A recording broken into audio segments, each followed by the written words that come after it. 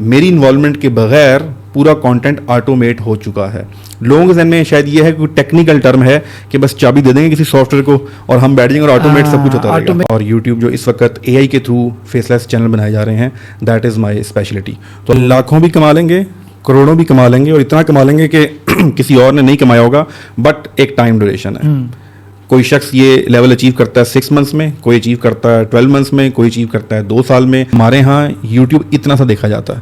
میں آپ سے بھی کہوں نا کہ پاکستان میں یوٹیوب پر کتنے ٹاپک ہیں, تو آپ بولیں گے ڈرامہ, ویلاگ اور اسپورٹس ہوگی, تھوڑی بہت پالیٹکس, آپ مجھے 10 نہیں گنوا سکتے. پوڈ کاسٹ 10 آپ مجھے گنوا دیں, میں آپ کو مان جاؤں گا. جب آپ باہر جاتے ہیں تو یوٹیوب کے اوپر 1000 ٹاپک ہیں, 1000 ٹاپک ہیں.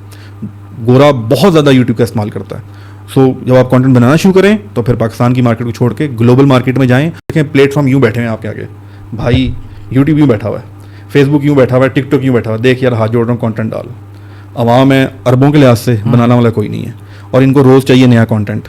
اس ساری رات ریلز دیکھتے ہیں, ساری رات بیٹھ کے ویڈیوز دیکھتے ہیں, تو بنانے والے اتنے سے ہیں. کانٹینٹ کریٹر کی تعداد بہت کم ہے, دیکھنے والی تعداد بہت بڑھ رہی ہے.